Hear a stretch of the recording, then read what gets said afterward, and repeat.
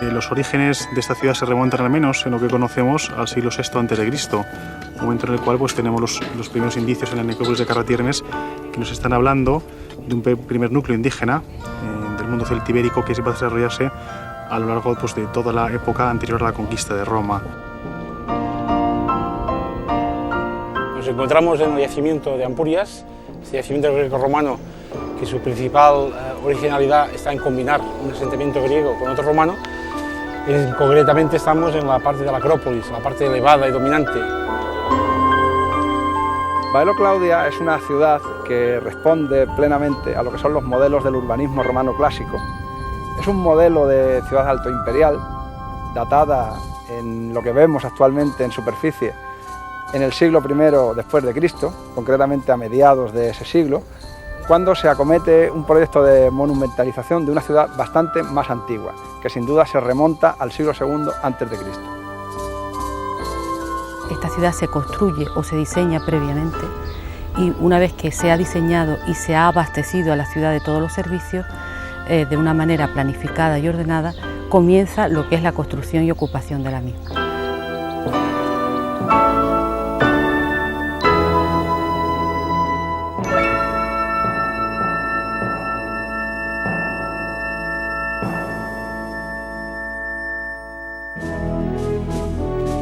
El proceso de colonización romana trajo consigo una mejora de las infraestructuras.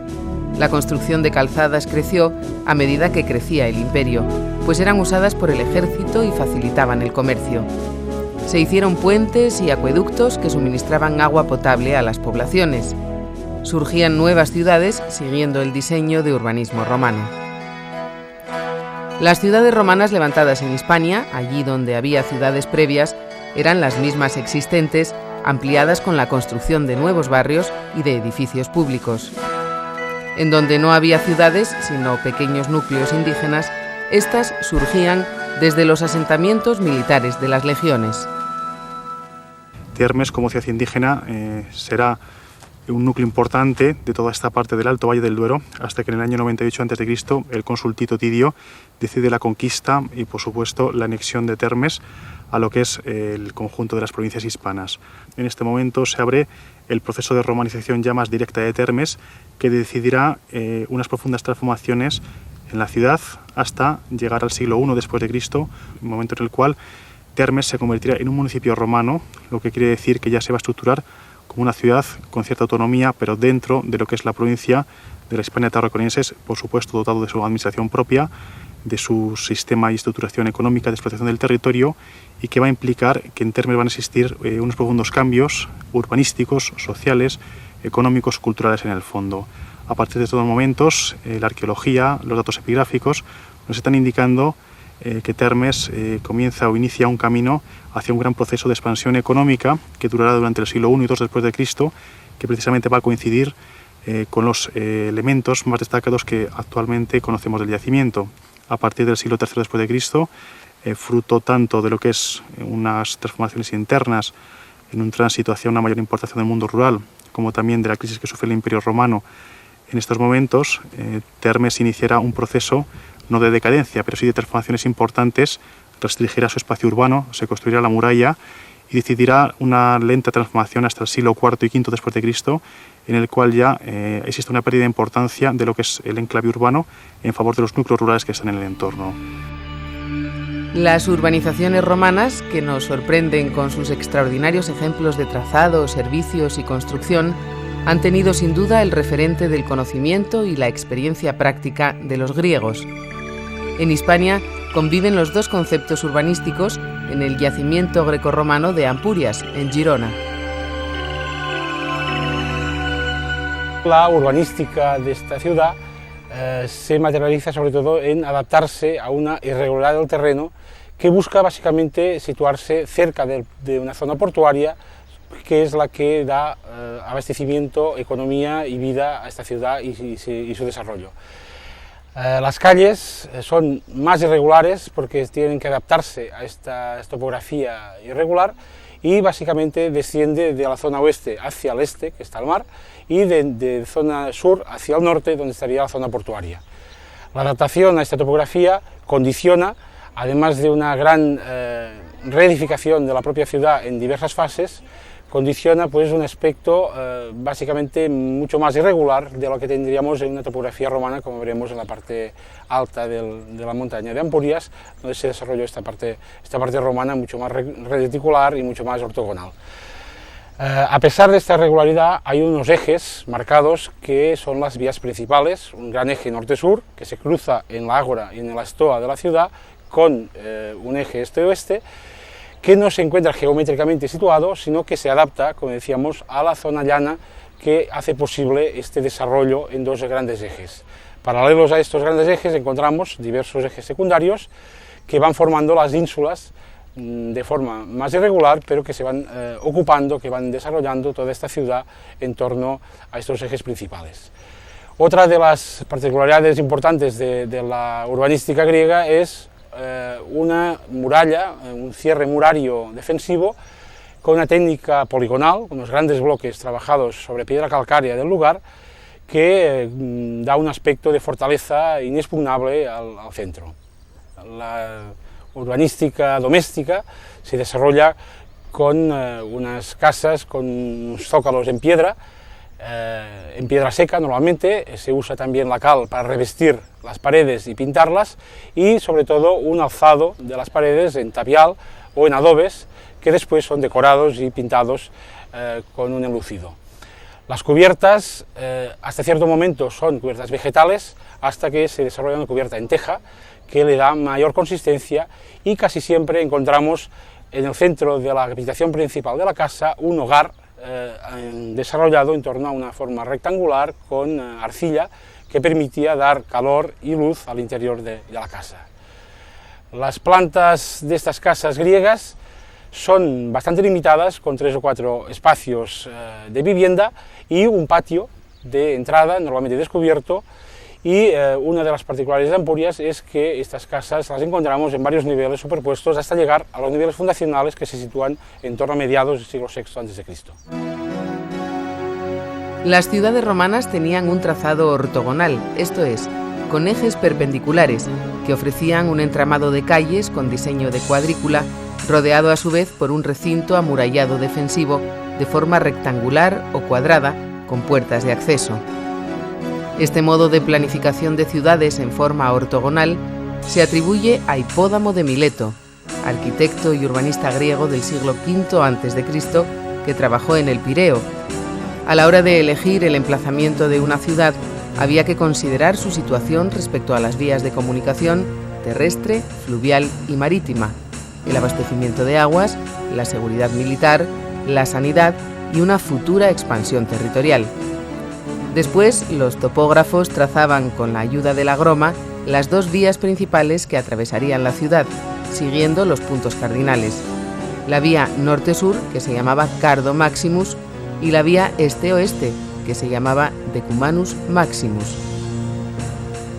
A diferencia de la ciudad griega, la ciudad romana busca un emplazamiento que permita una extensión mayor que la parte griega, y sobre todo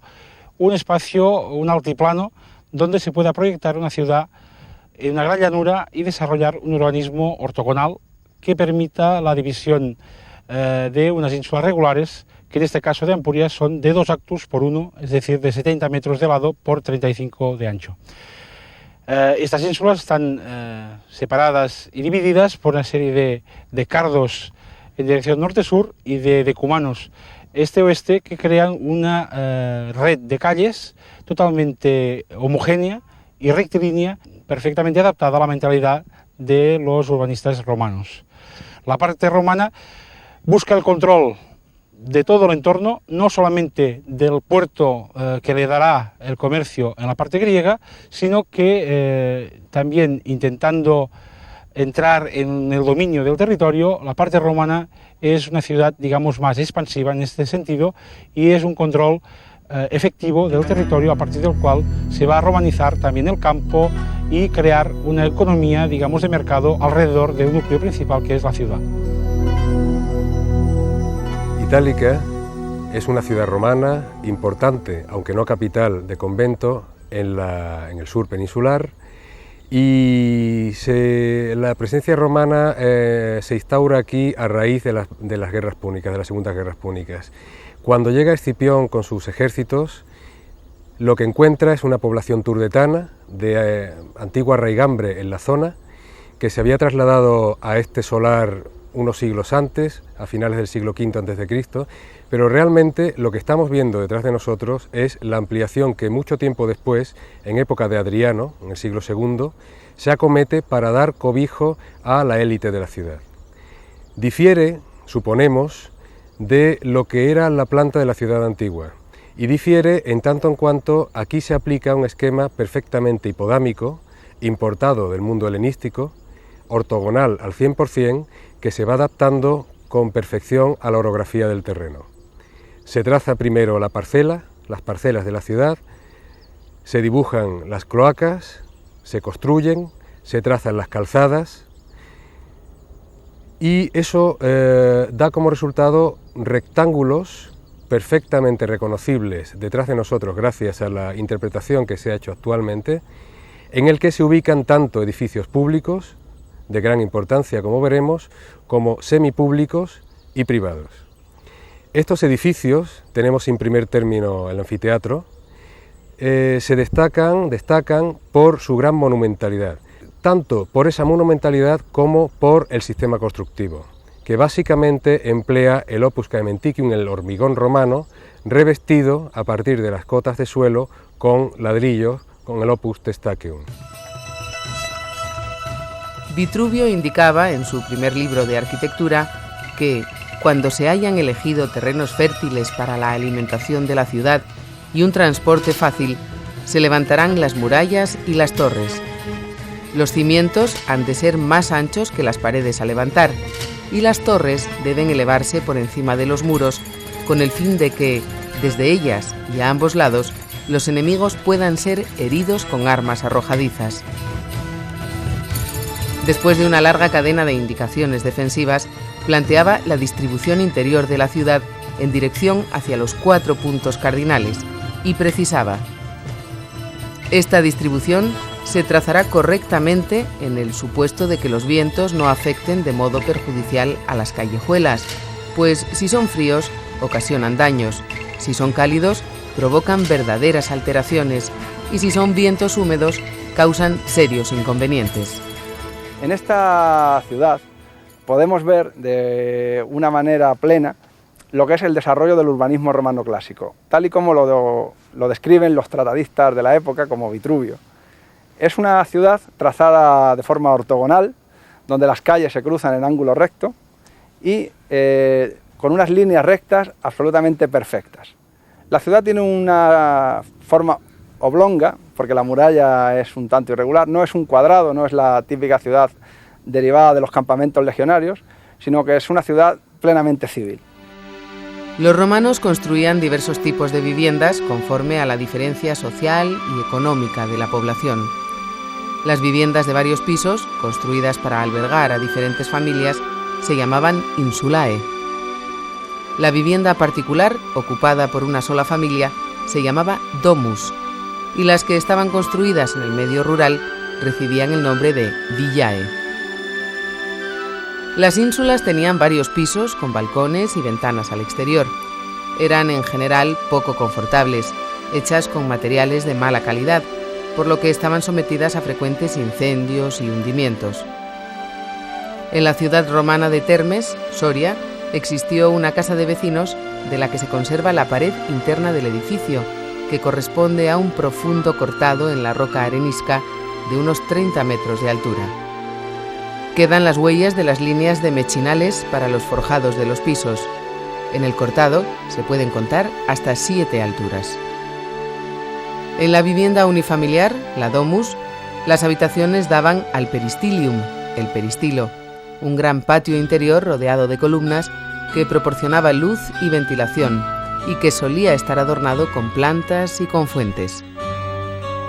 Una parte principal de la vivienda era el atrium, una estancia amplia, un distribuidor con una abertura en el techo llamada compluvium, por donde entraban la luz, el aire y el agua de lluvia, que se recogía en un aljibe denominado impluvium.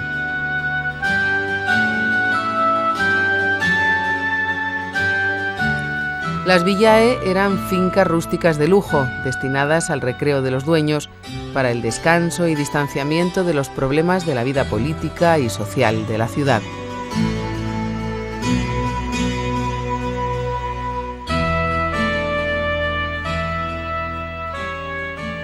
En una villa siempre se pueden distinguir dos partes, las zonas nobles o de habitación y las zonas de almacén y de cocinas. Estamos en lo que sería la zona noble.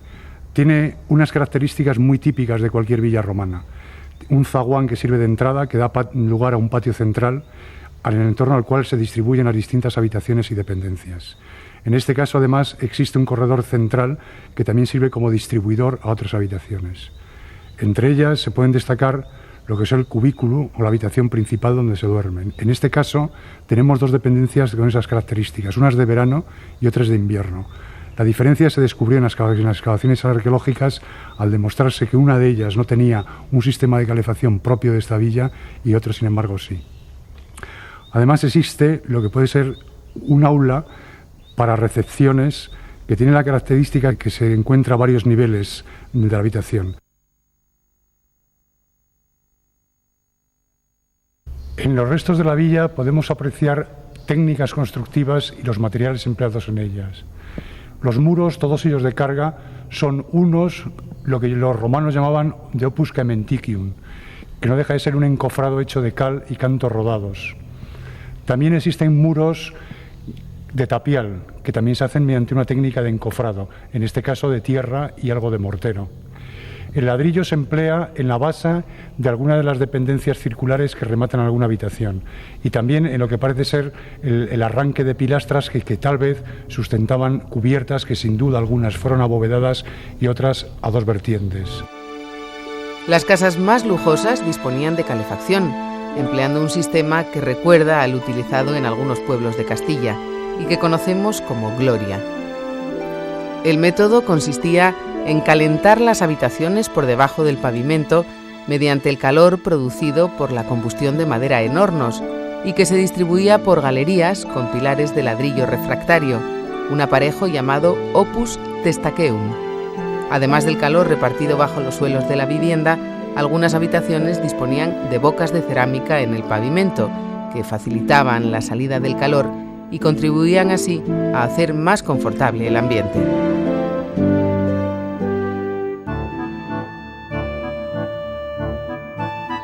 Las tiendas romanas o tabernae estaban construidas con una sola habitación y estaban directamente conectadas a las aceras de las calles, a los lados de la puerta de las casas.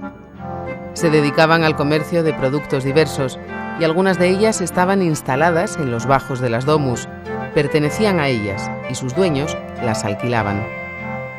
En ocasiones se construía un complejo unificado de tiendas, el Macellum, que era un mercado permanente donde los comerciantes negociaban, liberando así los foros de esta actividad de excesiva aglomeración. En el pórtico oriental del foro encontramos una serie de tiendas que se datan casi con toda seguridad en el reinado del emperador Augusto y que esas tiendas a mediados del siglo I, en este proceso de monumentalización de Bailo Claudia, fueron cerradas porque hay un proceso en todo el occidente del imperio que es poco a poco ir despojando al foro de esa función comercial que tenía originalmente para quedar como un espacio reservado exclusivamente a manifestaciones ciudadanas, tales como es la representación política, institucional y religiosa.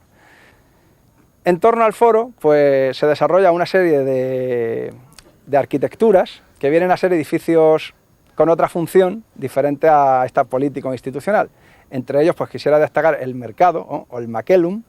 que es el lugar donde los comerciantes, una vez desalojados del foro, tuvieron que instalar sus negocios. Es decir, el Macellum de Bailo Claudia es quizá el mejor conservado de toda Hispania y además es el que está excavado prácticamente en su totalidad.